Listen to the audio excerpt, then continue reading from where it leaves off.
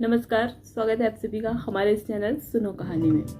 शल्य चिकित्सा, ये ऑपरेशन, इस शब्द का नाम सुनते ही ऐसा लगता है ये बस आधुनिक चिकित्सा प्रणाली की देन है। पर क्या आप जानते हैं, हजारों वर्ष पूर्व महर्षि सुश्रुत ने ही शल्य चिकित्सा का आविष्कार किया था। इसलिए उन्हें महर्षि सुश्रुत को शल्य चिकित्सा का जनक कहा जाता है। हजारों वर्ष पूर्व जब कोई सुविधा न थी, तभी महर्षि सुश्रुत ने शल्य चिकित्सा का शुभारंभ कर दिया था। महर्षि सुश्रुत ने डिलीवरी या प्रसव भी ऑपरेशन के द्वारा संभव किया। महर्षि सुश्रुत ने 300 तरह के ऑपरेशन, 125 तरह के शल्य चिकित्सा उपकरण, 1120 तरह की बीमारियां और 700 तरह के औषधि पौधों की खोज की। उनके द्वारा शल्य चिकित्सा उस समय स्वयं के बनाए उपकरणों द्वारा की जाती थी। बांस की खपच्चियां, विशेष प्रकार के पत्थर आदि को तराश कर बहुत बारीक उपकरण बनाए जाते थे। उनकी एक अद्भुत खोज थी एंडोस्कोपी, जो आज हर डॉक्टर करता है। उन्होंने कई ऐसी बीमारियों की खोज की जिनसे पूरा विश्व अनभिज्ञ था, जैसे मधुमेह, मोतियाबिंद, शीतदंश आदि। सुश्रुत का जन्म 6वीं शताब्दी में काशी के एक छोटे से गांव में हुआ था।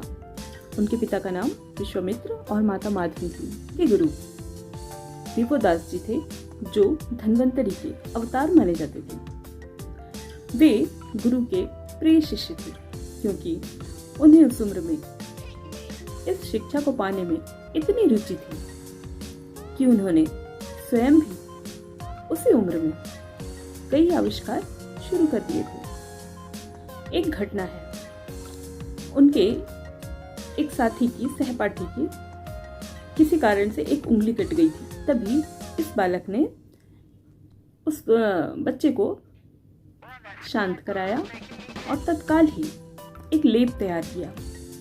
उसकी कटी हुई उंगली को उस लेप में डाला और जो उसके हाथ में कटी हुई उंगली का भाग था, वहां पर भी लेप लगाया और उसके बाद दोनों को जोड़ दिया। आश्चर्यजनक रूप से कुछ ही दिनों में उसकी उंगली वापस से जुड़ गई थी। जब विश्व में एलोपैथी का जन्म हो रहा था, तब हमारे देश का आयुर्वेद सुश्रुत संहिता के रूप में पनप रहा था। इस सुश्रुत संहिता का अनुवाद किया जा रहा था। बहुत फल फूल रहा था आयुर्वेद। किंतु हमारा देश जब अंग्रेजों का गुलाम हुआ, तो आयुर्वेद चिकित्सा पद्धति पूर्णतः समाप्त हो गई। उन्होंने इसे पनपने ही नहीं दिया। प्लास्टिक सर्जरी भी महर्षि सुश्रुत की देन है। वे सैनिकों के अंग भंग हो जाने पर, काट दिए जाने पर बड़ी सफलतापूर्वक दूसरी जगह से अंग, त्वचा का कुछ हिस्सा निकालकर प्लास्टिक सर्जरी किया करते थे। बड़े दुख की बात है कि हमारे देश के इस ज्ञान को